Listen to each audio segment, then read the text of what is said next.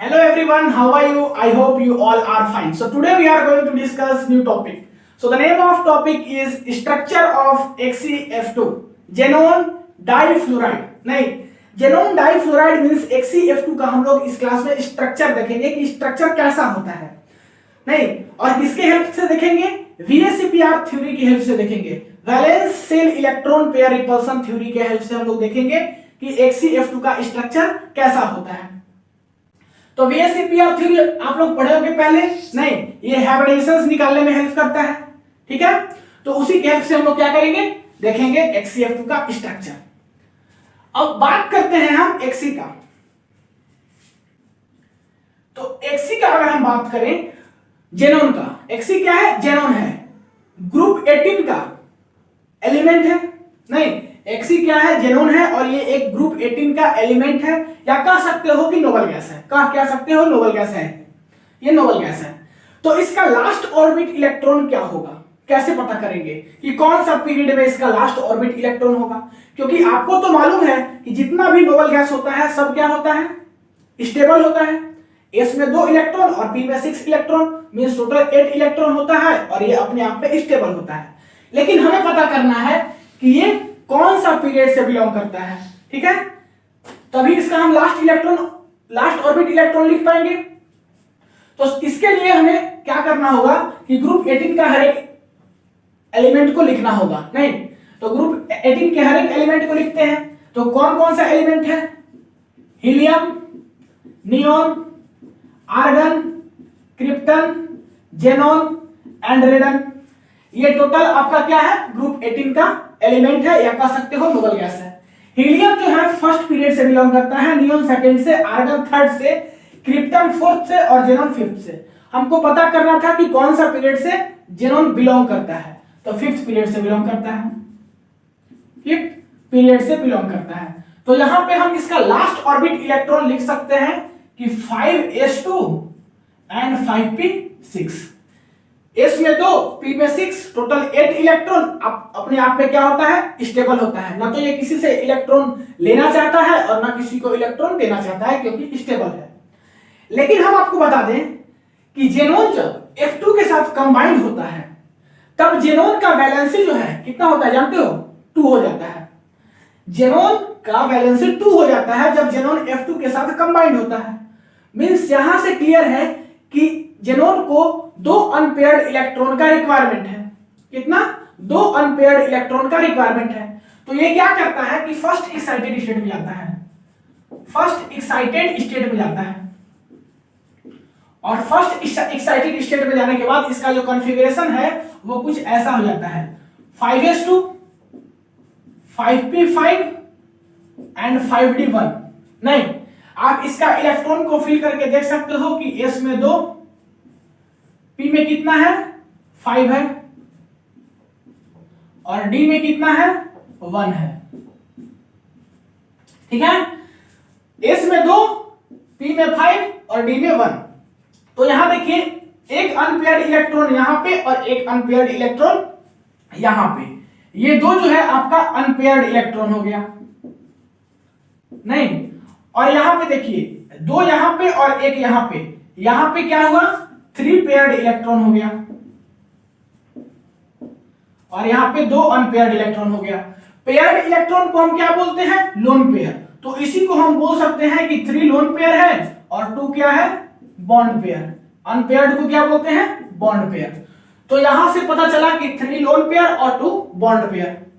या सिंपली आप इसको ऐसे समझिए कि जेनॉन है ना, तो इसका वैलेंस इलेक्ट्रॉन कितना होता है? 8 होता है. 2, 4, 6, 8. जेनॉन का वैलेंस इलेक्ट्रॉन जो है वो होता है 8. लेकिन जब ये F2 के साथ कंबाइंड करता है, जब ये F2 के साथ कंबाइंड करता है तब क्या होता है कि जेनॉन जो है 2 इलेक्ट्रॉन F के साथ बॉन्ड बनाने में यूज करता है. 2 इलेक्ट्रॉन F के साथ बॉन्ड बनाने में यूज करता है. तो बचेगा कितना? 8 में से 2 यूज कर दिया तो बचेगा कितना? 6. तो 6 को दिखा देते हैं हम यहां पे. नहीं, तो यहां पे देखिए जेनॉन 2 जो है आप अपना इलेक्ट्रॉन F2 के साथ बॉन्ड बनाने में, और 6 अपना बचा करके रखा है. और इसको क्या बोलते थे? Lone pair. तो टोटल लोन पेयर कितना हो गया 3, और बॉन्ड जो बनाने में यूज हुआ है वो क्या हुआ बॉन्ड पेयर। तो टोटल बॉन्ड पेयर कितना हुआ, एक यहां और एक यहां, 2 बॉन्ड पेयर हुआ। नहीं तो आप यहां से कह सकते हो कि लोन पेयर कितना है XeF2 में, तो लोन पेयर है आपका 3 एंड बॉन्ड पेयर कितना है, तो बॉन्ड पेयर है आपका 2।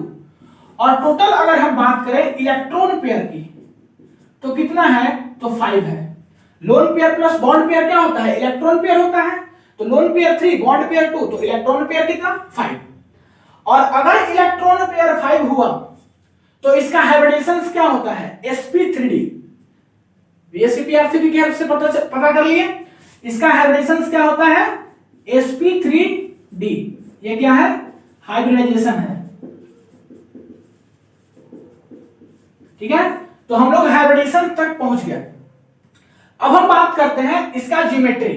नहीं तो यहां तक क्लियर होगा उम्मीद है। अब बात करते हैं ज्योमेट्री का।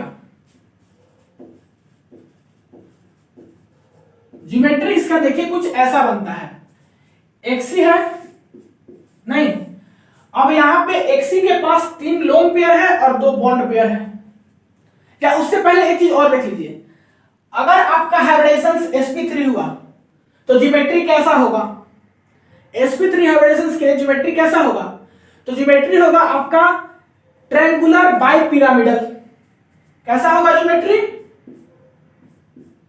ज्योमेट्री कैसा होगा,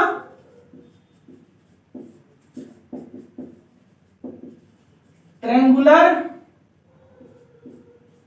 बाइपिरामिडल।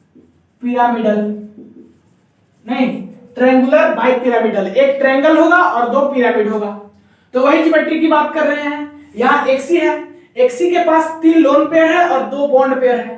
तो 3 लोन पेयर देखिए इसका यूज होगा कुछ ऐसा, यहां पे एक लोन पेयर, यहां पे दूसरा लोन पेयर, यहां पे तीसरा लोन पेयर, और यहां पे जो है आपका फ्लोरीन लगा रहेगा। तो आपको यहां से क्लियरली स्ट्रक्चर दिख रहा होगा कि ये जो है आपका एक ट्रायंगल दिख रहा होगा और एक फ्लोरीन ऊपर मींस पिरामिड ऊपर और एक पिरामिड नीचे, मींस ट्राइगोनल बाइपिरामिडल स्ट्रक्चर बन रहा है किसका, XeF2 का। स्ट्रक्चर बोल रहे हैं ज्योमेट्री। ज्योमेट्री कैसा बन रहा है, ट्राइगोनल बाइपिरामिडल।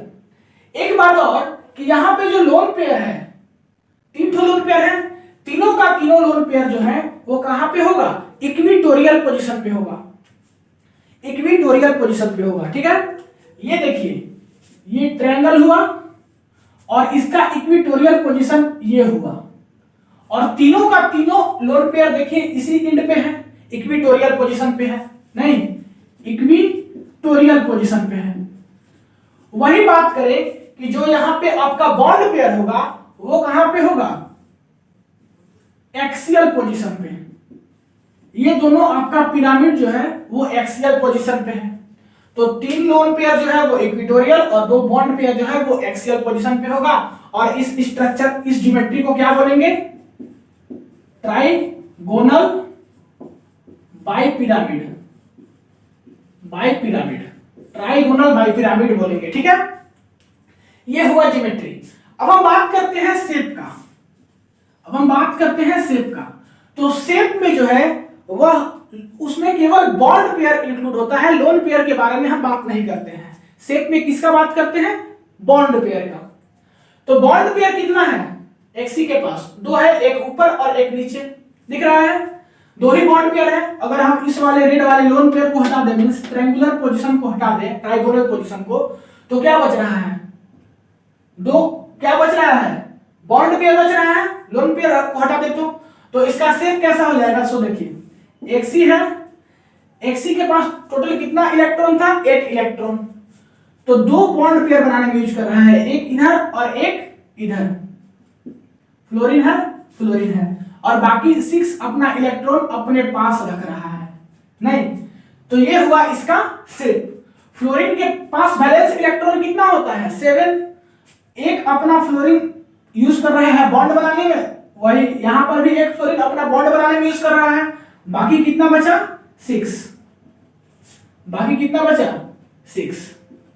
ठीक है, तो ये हुआ आपका शेप। और इस शेप को हम क्या बोलते हैं, इस शेप को हम क्या बोलते हैं, लीनियर। नहीं, एंगल कितना होता है 180 डिग्री। तो हम लोग इस क्लास में क्या क्या देखें, हम लोग इस क्लास में देखें कि XCF2 का structure with the help of VSEPR theory. VSEPR theory से इसका हम क्या निकाले, हाइब्रिडाइजेशन निकाले sp3d, और जिसका sp3d हाइब्रिडाइजेशन होता है उसका ज्योमेट्री होता है ट्रायंगुलर बाई पिरामिडल, नहीं, और फिर इसका हम ज्योमेट्री देखें कि कैसा बनता है, और फिर इसका फिर हम शेप देखें। तो ये हुआ XCF2 के बारे में। नेक्स्ट क्लास में हम लेकर के आएंगे स्ट्रक्चर ऑफ XCF4, क्या चीज, XCF4 by the use of VSEPR theory, ठीक है, और उसके बाद फिर XCF6 का देखेंगे, ठीक है। तो इस क्लास में इतना ही, इसको पॉज करके नोट कर लीजिए, नहीं, मिलते हैं अगले क्लास में, तब तक के लिए पढ़ाई करते रहिए। All the very best.